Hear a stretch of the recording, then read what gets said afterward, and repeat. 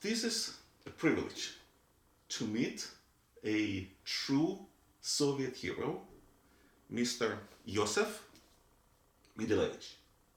He's a true Soviet hero because this is the person who we talk about gulags a lot. A lot of Americans know the word gulag.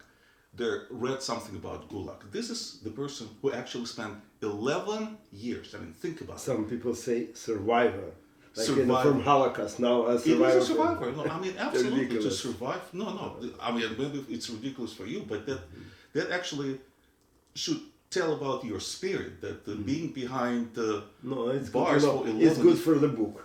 To sell the book, it should be called like that. But I'm a normal human being, nothing I mean, special. look, from my personal experience, I was this close to be behind bars, just like you.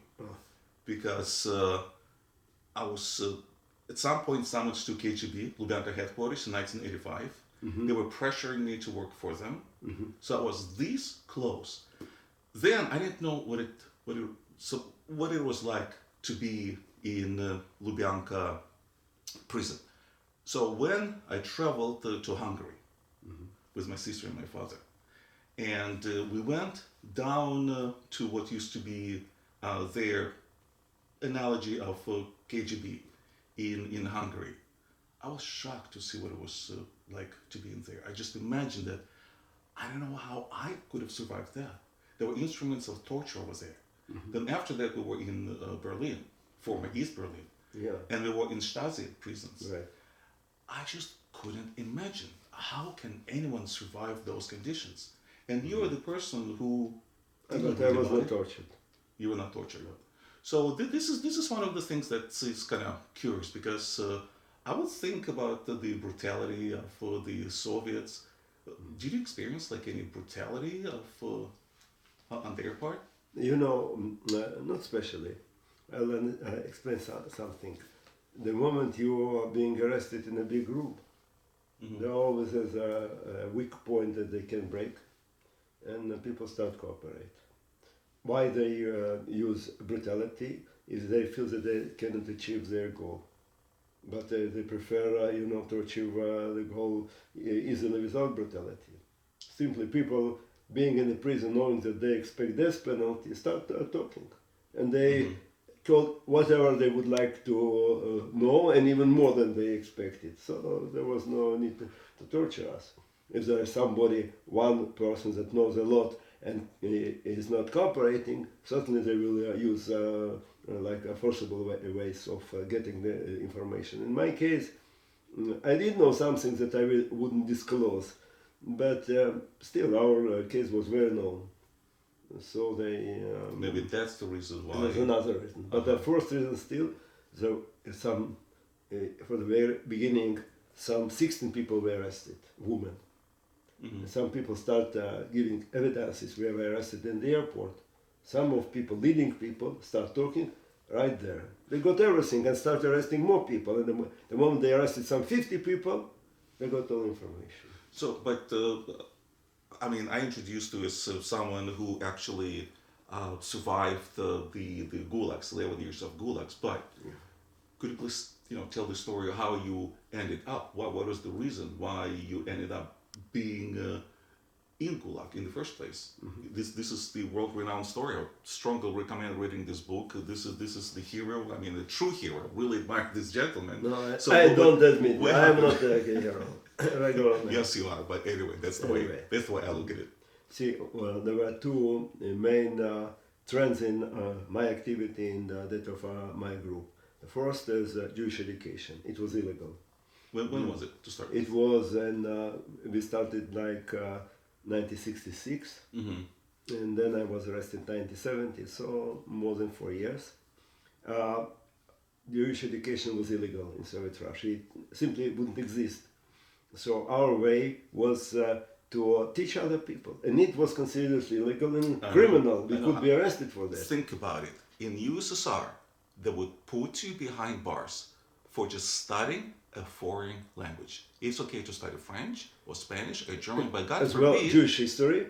But God forbid you start learning Hebrew, Jewish history, or Jewish history, and Jewish tradition. It's anti-Soviet activities. I got for that 7 years. 7 years. So that was on top. Oh my God, I didn't know that. Okay. So go ahead. I'm sorry. And so it was, for the beginning, it was a main trend.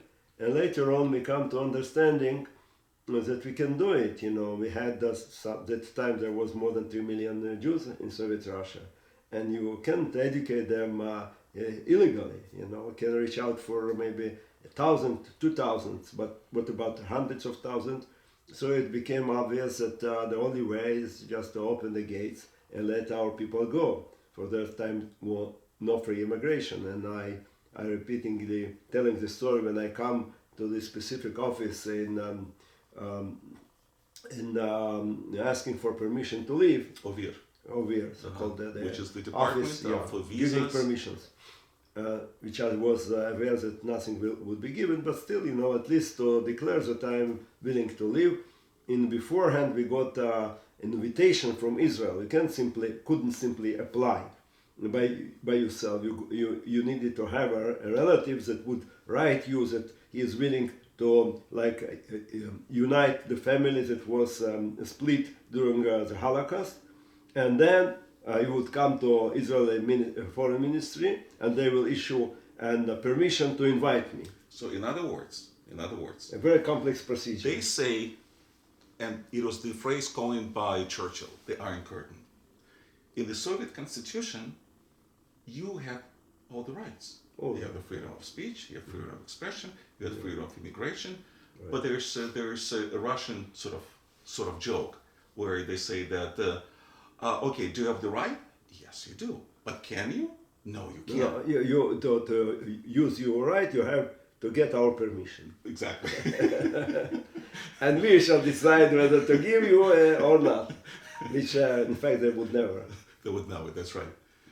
So in other words, your idea was simply freedom of immigration. Freedom of immigration. Not only for myself, for all my people, for the nation. So the government denied you your actual constitutional right to emigrate from the socialist Again, they areas. would never admit that it's denied. You just there is a procedure. You have to apply, and they will decide. And then, if positive, each year at a time, some maybe 100 people would get permission to emigrate. Yeah. Out of hundreds of millions, So, since they didn't allow you to emigrate, you decided to do what? I decided to try to escape illegally. We were aware that in the Declaration of Human Rights of UN is written that the basic right of everybody is a freedom of movement. Correct. And if it is restricted, a human being is eligible to fight for his freedom. Mm-hmm. So we felt that we are following exactly the spirit of the Declaration of Human Rights. If somebody is suppressing your human rights, you have all rights to fight against it. Mm-hmm. So our way to fight was just to escape illegally from Soviet Russia. And as far as the borders were heavily guarded, the only way was to try to run away using their vehicle. From the beginning, we looked for a way just to steal an airplane. For our main task was to publicize our case, not specifically to run away ourselves, which was as well good. But the main idea was to publicize and dramatize the situation. So to bring attention of the world, of public opinion, to the plight of the Soviet Jewry, specifically and generally of every Soviet citizen. Right. So we felt that even if we would be arrested or even better killed, now it will really dramatize, that people we left like a written statement telling the reasons. In a case we would be killed or arrested, nobody would know what really was our aim. Our friends keeping in secret this kind of statement would publicize it and showing and telling that the real reason for us was the freedom, the fight for human rights, for freedom of movement, specifically of a Jewish nation. So let me try to process it. How old were you at the time? I was 22. At 22, what you said, you were willing to sacrifice your life. It was normal, Sacrifice your life But otherwise, there is no way to become a free. You know, if you are not ready to sacrifice, you will be a slave. The hero. And they're saying that's not a big deal. Okay. I believe that a lot of Russian, a lot of Soviet citizens would do the same. No, but the situation was bad. You know. Absolutely not, and that's the sad part of it. But anyway. So your idea was not only to hijack the plane, but also to make it sure that the rest of the world would know about it. Yeah. And the original plan was to land in Sweden and have a press conference. There on the spot in the airport, and then whatever they would arrest us, whatever. Not giving away. But we could land in Finland, for it was very close to St. Petersburg. But we did know, and Eduard Kuznetsov, that was one of the leaders of our group, already spent 7 years in prison for anti-Soviet propaganda, and he did know, he met defectors that escaped to Finland, and there was a treaty between Russia and Finland to give away any refugee without checking the reason. So they had no way. Shame on Finland. Shame on them. But anyway, so I mean, this is a fascinating story. I mean, the details of the story of the hijacking you can read in this book or other books. Not only hijacking, the main part is being in a compulsory labor camp. The way of life, the everyday. So that's something, if you don't mind, I would like to pick your brain about. I mean, like I said, to me, it's just incomprehensible to be in a situation where you're locked in essentially four walls with no freedoms. I mean, how did it work? It was slave labor essentially. No, there are different kinds, different types of prison. Okay. And by the way, you are former Russian citizen. I believe you could endure it easily. Somebody with a Western experience could find it difficult to stay there. But a Russian citizen, it's a normal way. As Solzhenitsyn put it once, there is a big prison, the whole Soviet Union, and inside there is a small one, but more or less it's the same. If you are used to the bigger one, you can stay in the smaller one. Anyway, so there is like the moment you're arrested, you're being put under interrogation in these secret services prison, that there was no possibility to see the lawyer, to the relative, anybody. It really was a solitary confinement. Otherwise, they couldn't squeeze out necessary information. By way, it was a torture. Normally, every free man would give no. You see this one? Нет, это просто он не регистрирует, сколько я плачу. So there is this type of prison that you isolate it altogether until you start cooperating, and then maybe they will permit to have a relative, but never a lawyer. The lawyer you are getting after all the procedure of being questioned by KGB people, which is illegally, obviously, for every human being supposed to have his lawyer right away. When they start questioning, then the lawyer had to sit next to you, consult you, whatever. For sometimes they're asking provocative questions, and you are not aware that it is dangerous to you. Say yes, and then it happened to me.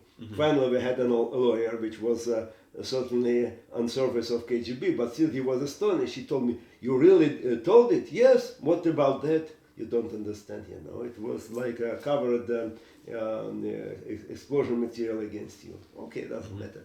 Anyway, and then after the trial, you are being removed according to what the sentence would be, normally in a compulsory labor camp. And then a labor camp is like a concentration camp, right? Regular barracks, 100 people there. In the morning you get up, make a roll call, and send you to the enterprise. In the evening you are coming back, sleeping, like the real procedure. And then if you violate the regime of compulsory labor camp, which is considered a mild way, to torture people, for still you can walk out in the fresh air in the labor camp. They send you to a so-called closed prison, закрытая тюрьма, which really then you are restricted. Then you I spent 3 years in this restricted prison, 3 years in Vladimir central prison in a small room with some other 6 guys. 6 guys Yeah, in a small. and the toilet in the midst of it. So from when I was brought there, I thought how every human being feel ashamed, to make his physiological needs in front of everybody. But then I got used, I even would discuss political issues with a friend sitting on the toilet. A human being is something very special. You can get used to everything. I guess for a normal person living, enjoying the freedoms, especially the freedoms that we have in this greatest country on earth, it's just impossible to imagine what it's like to be there. I've never been an American citizen, so I can't understand your problem. Israel is just as good. Yeah, Israel is good, right. Speaking of prison, so this is from this book, Unbroken Spirit. There are a couple of photographs. And here you can see the actual prison yard. Compulsive labor camp. Plus the yard that they were talking about. And this is what Yosef Mendelevich looked like back then, a little bit different than what he looks right now. It was the day of my release. And they sort of mentioned the eyes, the gaze. And I see that your eyes are really wide open. I mean, that doesn't mean anything. Why did you mention prisoners' gaze? I come to Israel. Uh-huh. And I opened my eyes to look around. So it's just... Yeah, but getting back again to, I mean, one of the things that a lot of people don't understand either in these countries is how easy it is actually to end up in gulags for it used to be. I don't know how it happens now. USSR. We're talking about the USSR here. For the smallest infractions, they will send you to prison. Right. And the whole system was rigged against you. Yeah. Because they would hardly ever send people to gulags for political reasons. They would always find an excuse to send them for economic reasons. Anyway, there was really a lot of criminals in the prison as well. The very fact that Russia had a lot of criminal prisoners reflects still, kind of suppression, or maybe a low level of,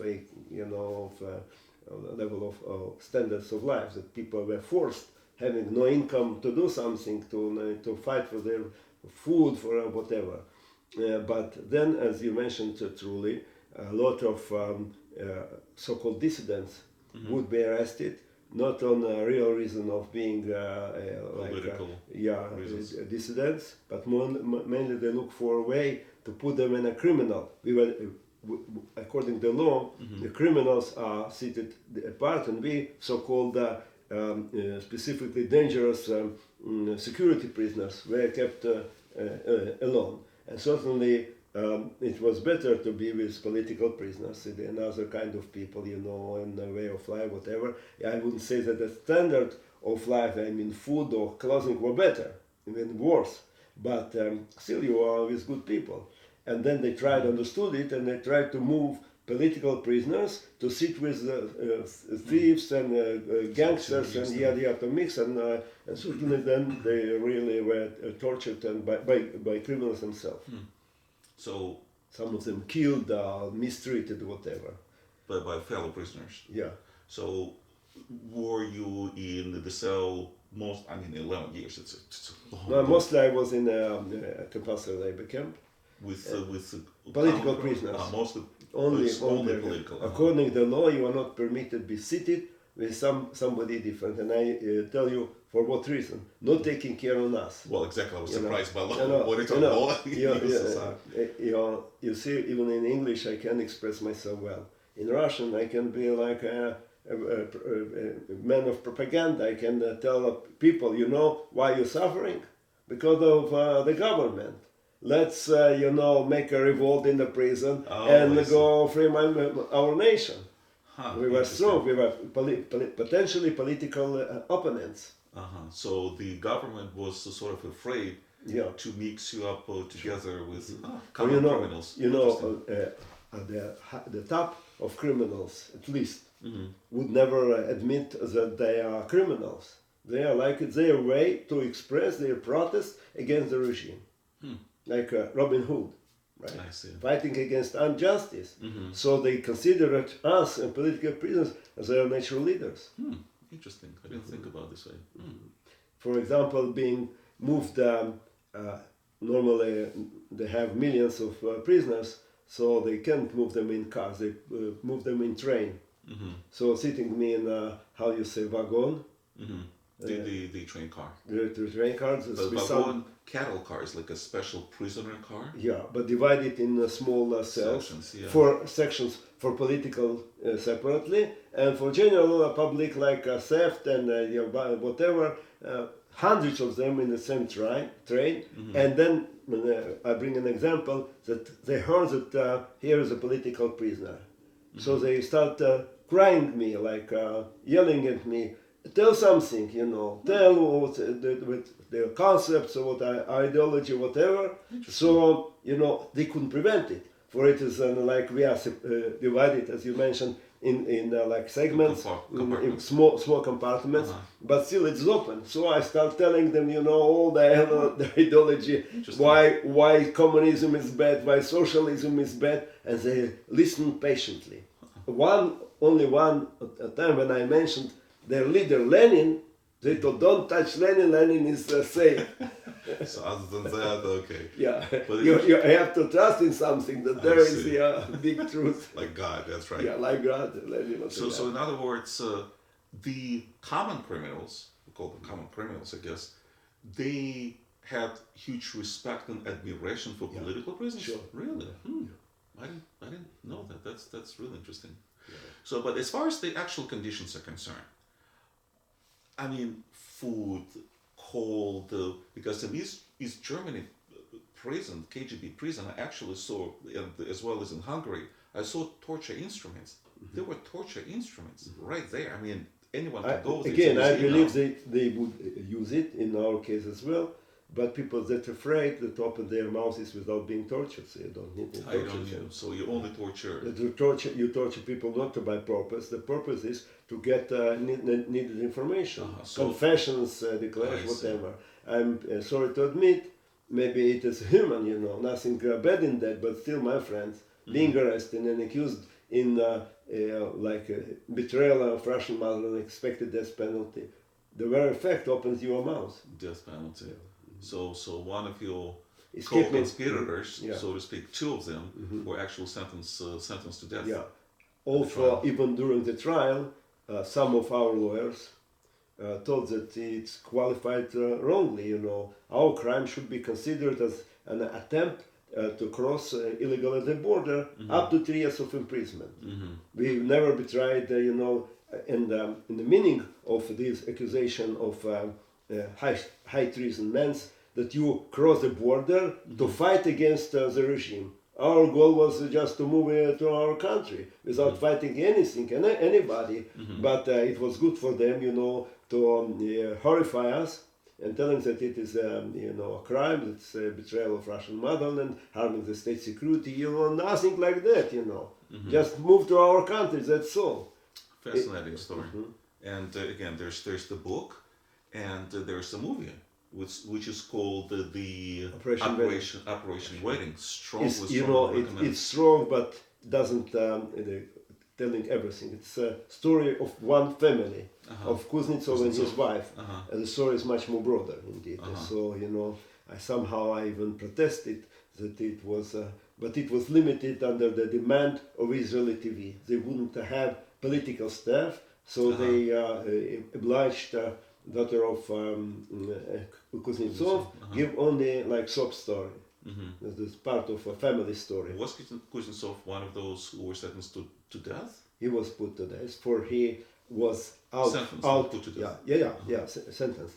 He was not executed. He's living now in Jerusalem. What happened is that previously he already served some 7 years of imprisonment for reading verses at Pushkin Monument. In Moscow, in the 60s, there was a tradition. Poets, by themselves would come to this monument of Pushkin. Pushkin is famous poet, and tell their verses. And they were anti-Soviet verses. Certainly, everything which was without permission of the government was anti-Soviet. that I would die. Think that if you say make a revolt and take a weapon and kill, it's something bad in it. Also, it's legitimate if you fight against violation of human rights. But in their cases, people would simply tell something that was against the ideology of socialism. The moment you are part of a socialistic system, you have to think in the way that big bosses decide for you. If you step one side to another, you are already a violator. You are not permitted to think yourself. And by the way, you and I we lived in the horrible history of USSR at kind of better part of it. I mean, during Stalin's times. Yeah. I mean, it was completely, you were being tortured or being executed for no reason whatsoever. Yeah. So, again, this our time was liberal, so called. Well, liberal, right. The crucial scream. I remember that being in a labor camp, there was a commission from Moscow, and they discovered as I have this, how you call it, kippah. Kippah, and is like to cover, according to Jewish tradition, this the head. So the officer, high officer from Moscow, called me up and asked me why I'm putting on the head, and I explained that this is a Jewish tradition, and I explained that as every believer has to do that. He listened patiently, and then he told me, "It's okay with me, you can be religious." He permitted me to be religious. Then this officer told me, "It's okay with me that you're religious, And I felt really, astonished that he is talking this way. And then he told me, but there is one problem. The moment you put this yarmulke on your head, it's like a political manifestation. For you try to influence other people, to behave like you. And it's already a crime. And then he told me, there are a list of belongings that a prisoner you are considered to have, and there is nothing like that. So never when being free, never declares that you were punished for being religious. We punish you for violating the regime of the prison. So remove immediately your yarmulke. And when I refused, some soldiers come, and before they throw me on the ground, beat me with their boots. Wait. They threw you on the ground, and they beat you with the boots, and you said... For I had, I would keep my yarmulke this way. And you said that there was no corporal punishment. So there we go. Okay, no, it's not exactly. If you are violating the regime, so it's normal. It's normal. Yeah, it's normal. But it doesn't happen in free countries, in the prisons like American prisons. I was not there, and I hope never being in prison in America. So I don't know what the rules are. No, but I'm sure that you knew what a normal. I couldn't imagine that it is what they are doing. The real violation of human rights is something principle. If I would worship like something strange, they could prohibit it. But who being disturbed that I am having this yarmulke on my head, they were disturbed by it. And certainly also he told never say that it was for religious reason or political. It was definitely for the political reason, not for breaking their regime. Okay, so you just said again, I mean, initially it sounded like GULAG was almost like what they say in Russia, sanatorium. Here's sanatorium is the mental. Speaking of which, by the way, I almost forgot. When you spoke at this Russian community the other day, you brought up the psychiatry that is being used in USSR against perfectly normal people. This is another thing that probably many people just don't understand, how psychiatry was misused back in USSR. So can you tell me your experience? As a matter of fact, people knowledgeable in the issue knows it is an old story, but I personally experienced myself, so I will tell it. After I wouldn't cooperate on the levels I would expect other cooperate from my friends that were arrested there in the airport, they told me, see, you behave strangely, you are not afraid of us. Normal person has to be afraid being in a prison of secret services of KGB. So we move you for expertise to check you whether you have mental problems. And they sent me to a notorious Moscow institute, so-called psychiatrical institute named by Professor Serbsky. Not Kashika. No, Professor Serbsky. And there was a special ward for political prisoners. Special ward, I mean, think about it. Special ward for political prisoners. Well, they would say patients. They would call them patients. I guess not prisoners. Yeah, they are ill people. Right. They would say, see, everybody knows that socialism is paradise. Yeah. If you disagree, that means that you have mental problems. You have to be treated. So what happened? I mean, this is. So the moment I was brought there, I was not their antagonist. I was like a defector, somebody that tried to escape. But I hold necessary information that I wouldn't disclose, different from my friends. So the moment I was brought there, I was visited, or better to say, I was escorted to an office of a doctor. The doctor had... so-called doctor? Doctor, obviously, he demonstrated that he is not. He had a uniform of a KGB officer and a white clock. Doctor. And white clock on his shoulders. And he told, see, we know that you are holding information that we need badly. So if you start cooperating, it's okay. If not, we shall treat you with medicines, and you can imagine what will happen with you. And what can happen? What would have happened? For the beginning, just to weaken my will and make me more talkative. I'm sorry? To make me more talkative. Give me special medicines that will open my mouth. And if I somehow are stronger than their medicines, simply make me insane. Teaching with my medicine. Insane. Yeah. So I met people there on the status of being treated, after being treatment, really crazy people. So the so-called Soviet psychiatry, so-called doctors, they would make perfectly normal, sane people insane. Yeah. By using special medicines to make them insane. Or maybe different methods to make you crazy. But not necessarily you need medicine. You keep in a condition like being in the world with crazy people. You can get yourself crazy without medicine. So I mean, I just have no words. I mean, that's the Soviet Union for you. Yeah. So again, I was ready for that when I went to struggle for my human rights, free movement. I understood that I'm going to lose my life in my house or whatever, but there was no way out. It was terrible to stay anymore in this suppressive country. That's why I was not afraid. And miracles happens, So, but what specifically again did they do? I mean, can you be more specific about the usage of psychiatry, so-called psychiatry in the USSR to break perfect... No, I simply make you injections.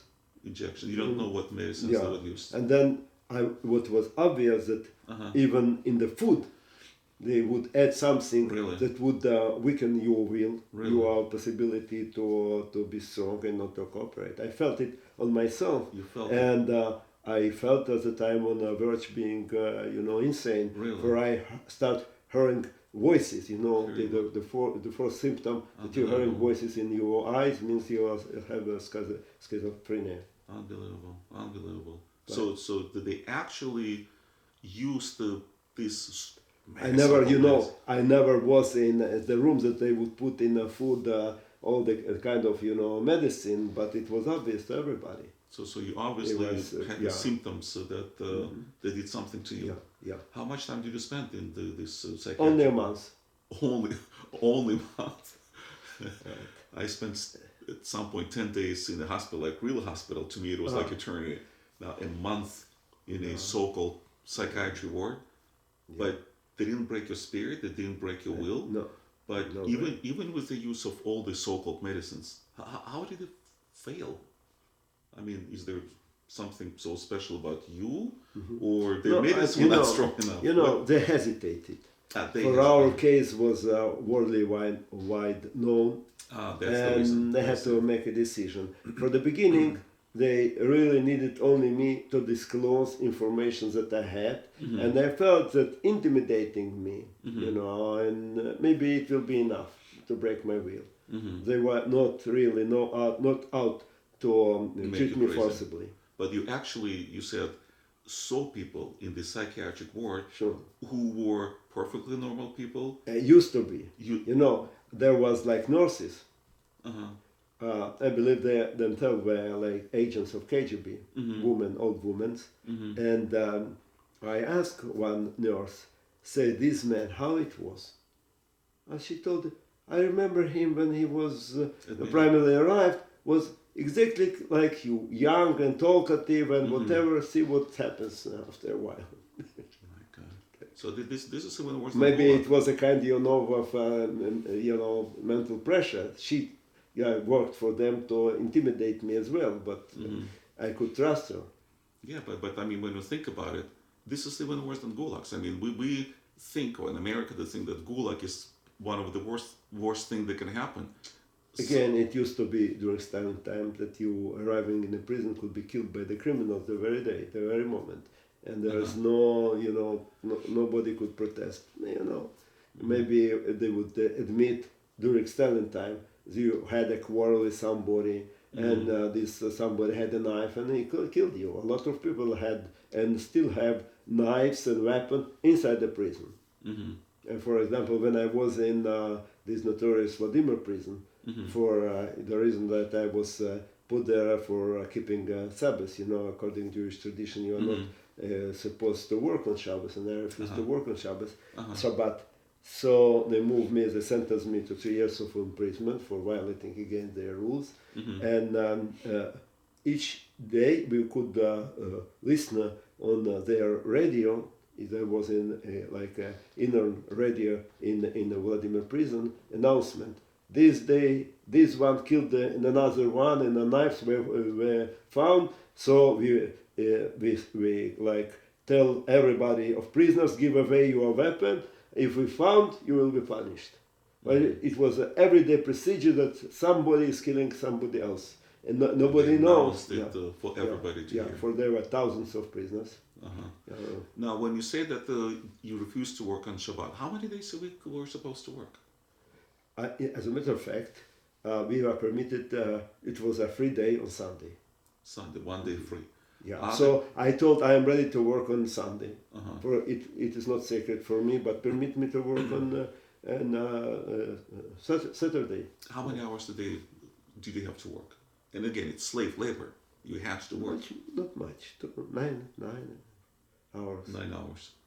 And what kind of work was that? It was a simple work, like assembling small parts, but like the rate was very high. You can't hardly. You have to sit all the time and work. You mean the moment? Yeah, production. The moment you stop and you can't accomplish the rate of production 100%. The quota. The quota. You'll be punished for that. And what sort of punishment? Punishment: cut your food twice, or put you in punishment room if you continue. Food by half. So, speaking of food, by the way, and so when it comes to production, what specifically were you making there? They would assemble parts of electric iron.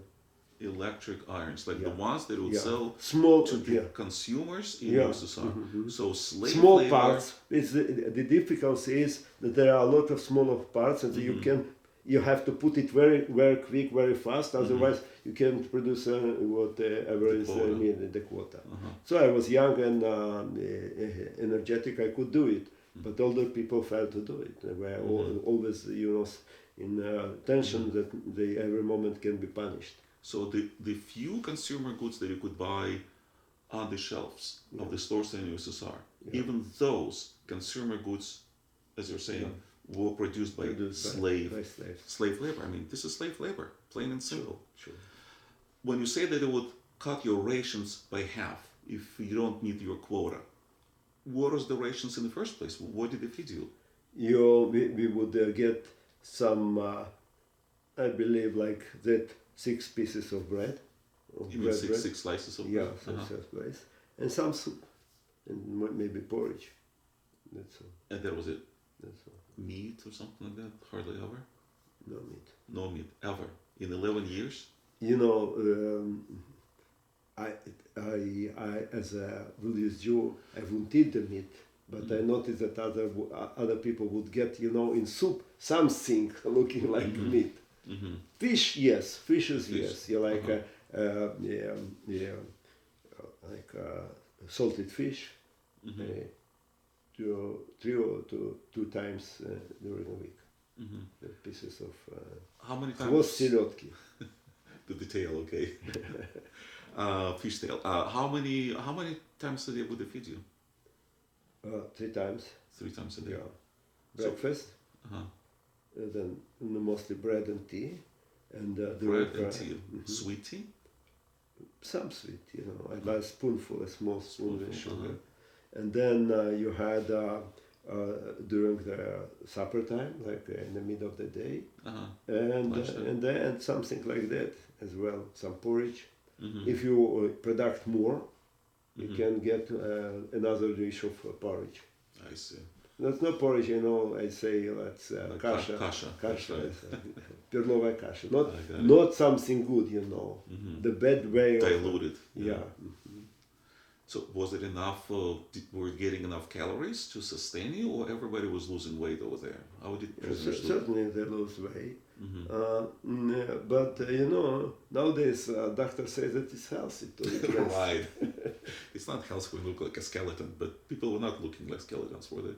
Not too much, but they were thin, and if you stay for a longer time, say if you stay 3, 4, 5 years, you can endure it. But then later, after 10 years, you got all kind of stomach complications. And if you arrive to prison having this kind of complication, you certainly will die. There is no medical treatment. Really. There are hospitals, but what kind of treatment you have in normal hospitals, and specifically that for the prisons. I know, people don't understand. They think that there's like free medicine over there, like free medical care over there. Yeah. You had access to the care, which is true. No. You had access, but you had no care. No care. And the care that you would get, think about this way.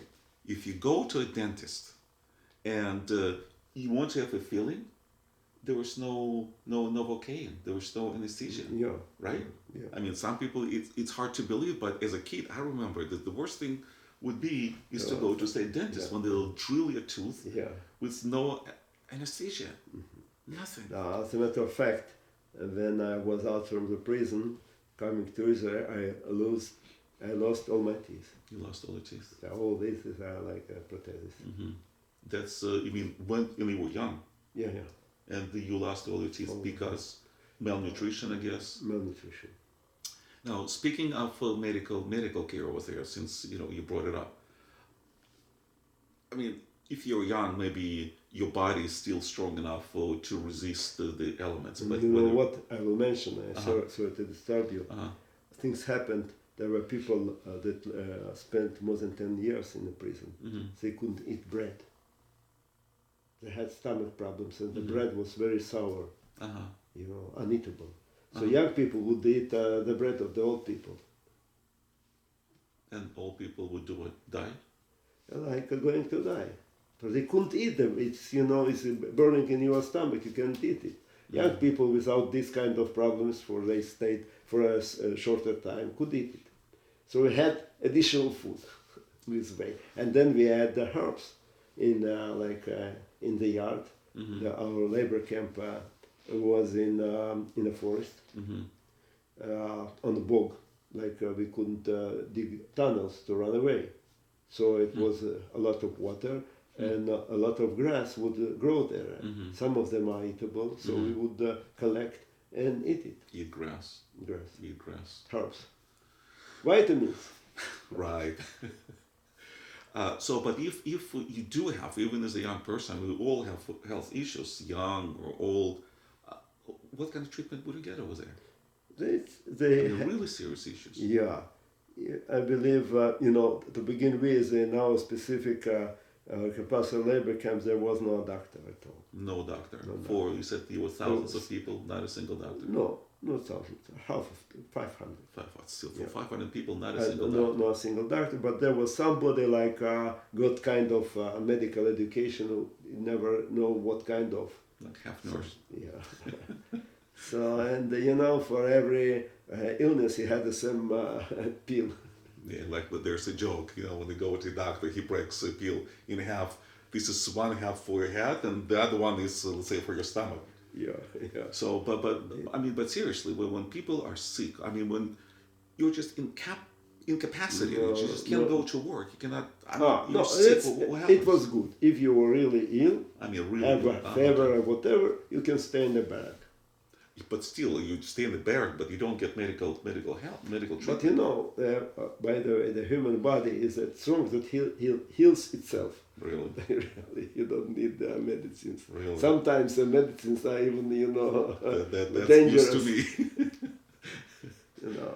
So people enjoy it, not to go to work, to stay for a while in the barrack. It was like vacations.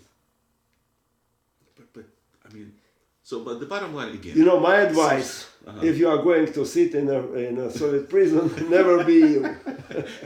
If you are ill, better not to go there.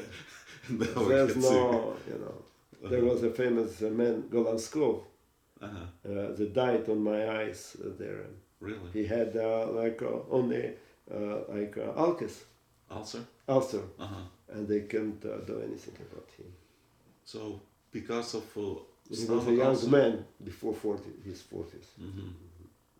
And he died for, not really that complicated of medical issues. But if you are not treated, finally it became dangerous. That's my point. So in other words, the lack of medical treatment essentially will lead to death. Sure. So it's like a death sentence if you're not Notice nobody sentenced you. You try to keep your house good, and they will be okay.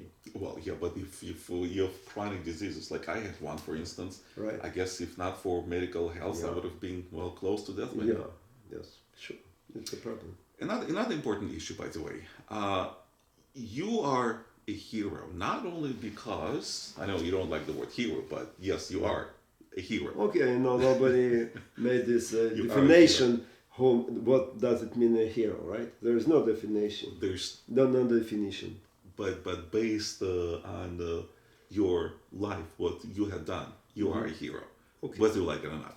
Anyway, I don't need pay you for the compliment. That's okay. No, I have to pay my gratitude to what you have done, and the reason I'm bringing it up is because initially when I asked you about your plot to hijack the plane and leave USSR, your idea was not just essentially to improve your life, but improve mostly the lives, bring freedom to Soviet for the Soviet Jewry and the general in general. Yeah. And then just to mention, hijackers normally try to harm the pilots or whatever. In our case, we had our own pilot, so we had no need to use force or to overpower them. Yeah.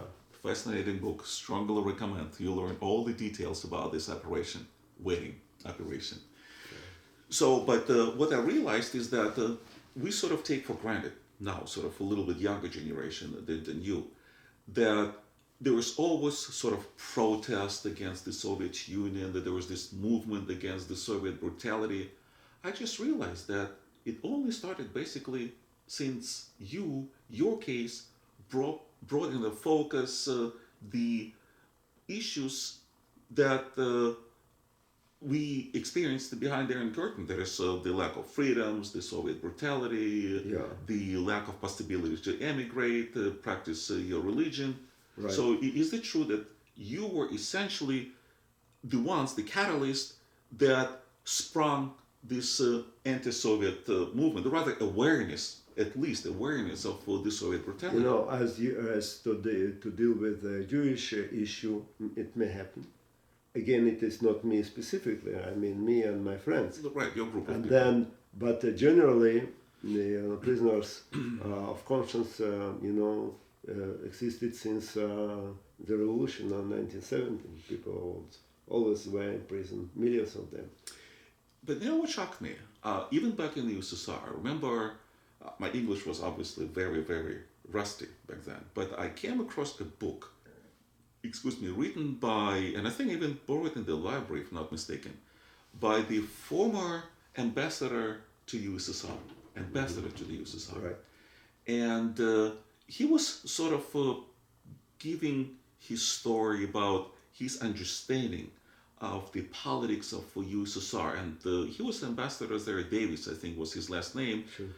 In the late 30s, during the purges. And what shocked me was that he was only beginning to realize 20 years of the Soviet brutality starting from 1917, what was actually going on behind the Iron Curtain. It seems like the Iron Curtain was really the Iron Curtain. And not only... You know what else? You simply cannot believe that it happens. You don't start thinking that it happens. Because if somebody is telling you, you say it's simple lie, that it's impossible. The moment you can understand that it is possible, then you understand that everything is true, and it's much more, on bigger expanse that you can imagine. That's right. And again, like I said, what really shocked me was that the Western world really believed the Soviet propaganda. Yeah. That everything was so cool and dandy. But you couldn't imagine that it can be that human beings, like in the Holocaust, until these people come to the death camps, they couldn't imagine a human being can conduct this brutal way. That's true. But it's just amazing that propaganda does work. And speaking of which, that brings us to the current situation in this country, in the United States of America. I'm not keen on it. Well, but what you are keen on, let me finish my thought, is the fact that when we had the election, I mean, you're in Israel, obviously, follow Israeli politics, but here in the country we had an election of last year. We followed. Good. So one of Bernie the candidates, Sanders. Exactly, Bernie Sanders. Yeah. And when young people, so-called democratic socialists, there can be democratic socialism. It's in democracy, socialism. It's a contradiction. A lot of people don't understand that. They think that if they add democratic before socialism, it's called identity.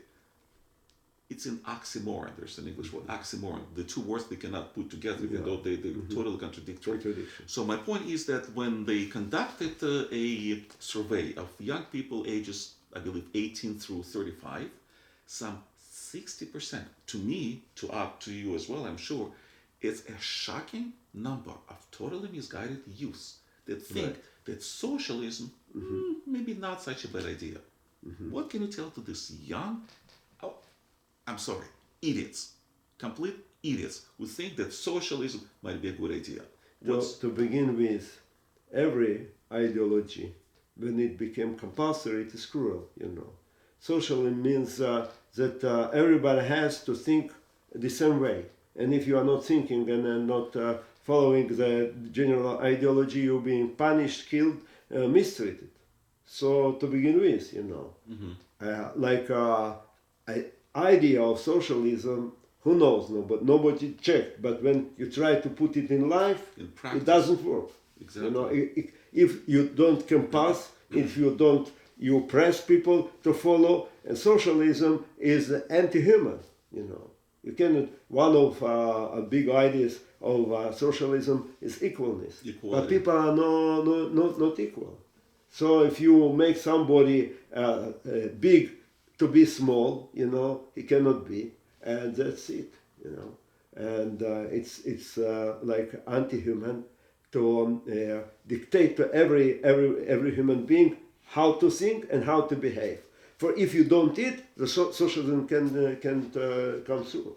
And essentially, when they use the word socialism or communism in practice, every single time, there was no socialist or communist country without brutal violence of human beings, which we call dictatorships or totalitarian regimes. Every single Otherwise, time. it doesn't work. Otherwise, it doesn't work. Well, so essentially, socialism or communism equals totalitarianism. Plain brutality, and simple. Brutality, violence of basic human rights. And you personally experienced that. You personally experienced what it's in the worst way of what it's like to be in a so-called socialist country. Union of Soviet socialists. They say, oh, USSR wasn't socialist. Then what does one of the S's stand for? Let's believe that from the beginning, the leaders of Soviet power felt maybe good about these big concepts. But they don't, But the moment they try to implement, they found that it is impossible. For people are different. Everybody has his approach, his thinking, his way of life. And you cannot build this socialist society until you put everybody in their concept and you force people behave and think whatever their ideology predicts you, which is abnormal, That's exactly right. So Now, another thing is that the funniest thing is that Again, there is no practical socialism in no place without violence, violating human rights, brutality, killing and misery other people. that's exactly It right. doesn't exist. It doesn't exist. It cannot exist. And your case specifically Yeah. brought into focus the world community as to what was happening Yeah. in USSR at that time. Yeah. And again, it You was know, like I will mention something very Uh-huh. interesting. When I was arrested, primarily and brought to the first interrogation, I refused to cooperate. That I told there is a presumption of innocence. you told them Yeah, I told them. really what They the told, very concept. they told, one moment, how you know that? You know, you were aware that you are going to produce a crime, and you studied literature, you know, write it in a protocol that he did know that he is going to produce a crime, and it is why he studied the literature of his human rights. You know, knowing your human rights is considered like a crime. Knowing your rights is considered yeah. a crime. It's just insane, and people just don't understand. Yeah. And it's a shame. I wish them, too bad that nowadays there is no Soviet Union, like to have a practice, to go for a while there, I mean, one of the best examples is Venezuela today. I mean, look at Venezuela.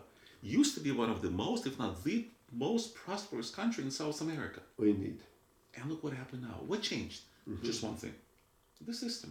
Yeah. Hugo Chavez and now Maduro, they decided to implement sort of socialism of the likes of USSR. And it's a misery. And then, people have no motivation to do anything. Everything disappeared all of a sudden, just like that. If there is no private initiative, and you have your salary limited, and if you try to do something else, it's already considered as an economical crime. So people have no interest in lives, no interest to develop their capabilities, for they know that it will not help. They don't even have to go far enough, but to look at the founder of the socialist movement, the first revolution, Vladimir Lenin.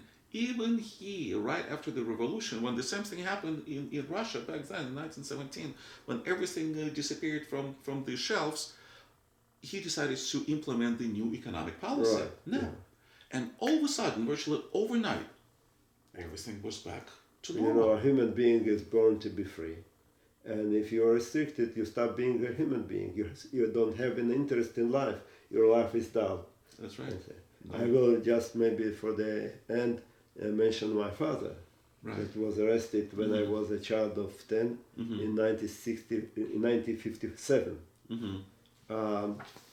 My father was a communist, a believer communist. He was not a member of Communist Party, but he believed, for he was born in Latvia at that time, like America was outside. And this is it is my family, beloved family, my back father, in Riga. and the mother, and my 3 sisters, and me as a child. So my father trusted. Latvia was a European country before it was, Occupied by the Soviets. the treaty, Hitler-Stalin treaty. So then it called Ribbentrop. It was Stalin and Hitler. Right. So the moment it became 1940 a part of Soviet Union, he found that everything was a lie. Oh, wait a minute. He actually lived in Latvia Right. before it was He occupied. was born in Latvia in 1912. And he believed that the communism is the best type of life, like the people you are dealing nowadays. Really? So before it was free, independent, Western European country, Right. And then all of a sudden comes 1935, it gets occupied. 1940.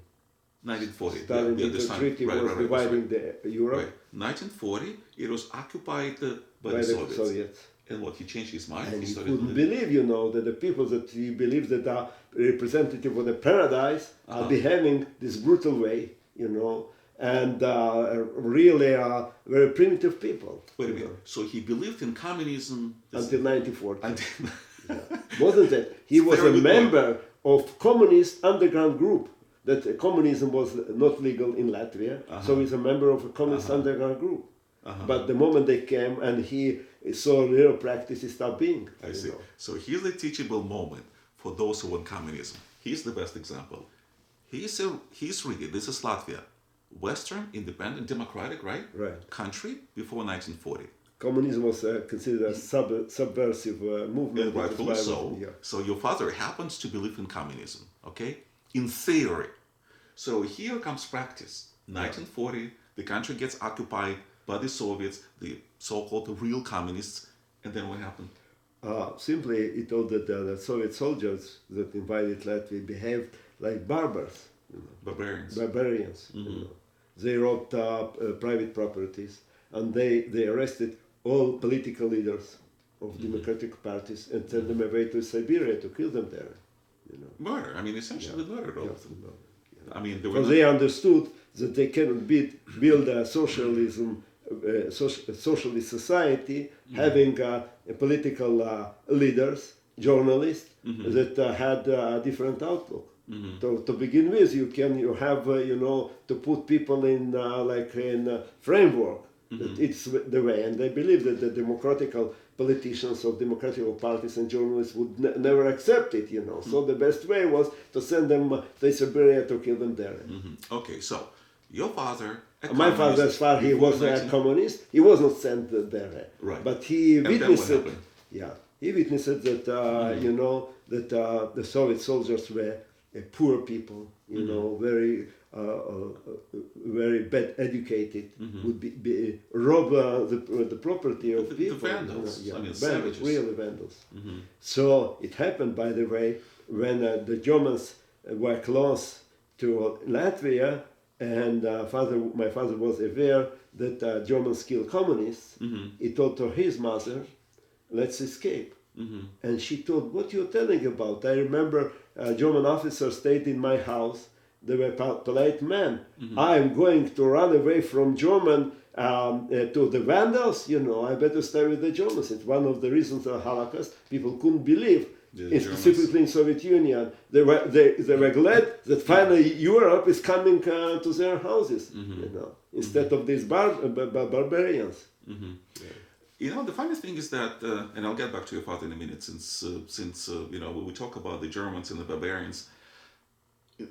In some of my videos, I say, and being Jewish, I would say that Nazi Germany was better than Stalin's Russia. For the Germans. For the Germans, of course, not for the Jews. But so Nazi Germany was better for the Germans than the Soviet Union for the Russians.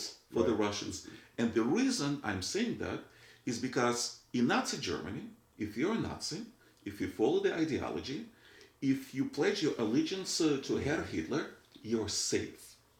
In the Soviet Union, not that true. I don't. More or less. Agree. But the moment is the dictatorship. There are small dictators. And then they can do whatever. They have too much power. In Nazi Germany, they could arrest everybody. If you simply, you are my neighbor and I don't like you, I can, blaspheme you and tell that you are the traitor or whatever. No, it's, dictatorship is, and it was a cruel regime. I disagree. In this issue, I disagree completely. Of course, no, but my point is they're both evil. But on the scale of evil, Nazi Germany was still slightly less evil than the Soviet Union. I can't admit. Okay, then. And then more, I was not a German in Germany. I was a Jew in their concentration camps, and there is no way to justify it. And I believe that people that killed other people, even in their country, would behave like that. You cannot divide it. Somebody that is able to kill a human being couldn't be expected to behave a better and more tolerant way to his citizens. It's that's not exactly my point, but that's okay. So let's go back to your father then. So my father was arrested in 1957. For that time was like a campaign in Soviet Russia. They looked somebody to accuse in a bad economical situation of the citizens, and they decided to arrest the Jews. And show here the Jews are robbing. It's because of their illegal economical activities. It's why the average Russian citizen is poor and underprivileged. So in other words, they tried to scapegoat specifically the Jews in Latvia for the not only in other all around Soviet Russia. Well, but we're talking Time about this specifically 50s, yeah. for the worsening of the economic situation. Yeah. So it was our fault, the Jewish fault. Sure. Okay. So your father, what happened? They accused him of something that he never did. Uh-huh. That like he sold private goods, goods. He worked in a state shop, selling goods of the state. State. So they told that he sold illegally against the law goods for 5 rubles. That time like for $10, and he got 5 years of imprisonment for 5 years because he made a profit. Yeah. Because he made a profit. But it was not true. Finally, we managed to find that everything is set up. But he was in a labor camp and in prison, and my mother died because of it. Oh my God. So it was really... So it was a setup, number one. Number two, just the concept that it can, after 1940 in Latvia, if you buy something for a ruble or 3 rubles and sell it for 5 rubles... Yeah, it's a crime. It's a crime. You can be shot for that. Which brings us to another issue. A lot of so-called democratic socialists, Bernie Sanders supporters, for instance, they bring Scandinavian countries like Denmark, Sweden, Norway, and so on, as the examples of a successful socialist countries. What can you say to that? See, to begin with, if has to do with the socialist concept, like trying to help weaker people and give them kind of financial support, taking it from their state property of income or whatever. It is true the moment your country is prosperous, but if it is has an ill economy, the Soviet Union never had a good economy, for people had no intention to work, and it is why it was bad. You can take something from one and to give to somebody else, For you are missing everything. Only the top people in the government had everything, but a regular person never had enough. We had no dwellings, we had no, even I would say, we in the 60s we wouldn't have a refrigerator. It was considered as a top luxury. I know. Yeah, and not a TV set. But my point is, we'll get to that in a minute, is that what you mentioned was not socialism. These are social programs. Yeah. When your father would get something for 3 rubles and sell for 5 rubles, right, that's making a profit. Right. Can you buy something for 3 kronas and sell for 5 kronas in one of those Scandinavian countries? Absolutely. Yeah. So just by that definition, that disqualifies them from being socialist. You cannot make a profit in socialist country. So none of these Scandinavian countries are socialist. They have social programs, very generous social programs. But the moment your country is developed, you can have this kind of social programs. That's right, but they're still a capitalist country, hardcore capitalist country. And another important definition, that's what I keep repeating all over and over again, is private property. Yeah, and private initiative. The reason the Soviets were underdeveloped, the main reason there was no private initiative permitted. But people had no interest to develop economy, trade, or whatever, for they did know that their salary is limited and they cannot get more. If they would get more, it would be considered illegal and they will punish for that. Which boils down to the same concept, making a profit.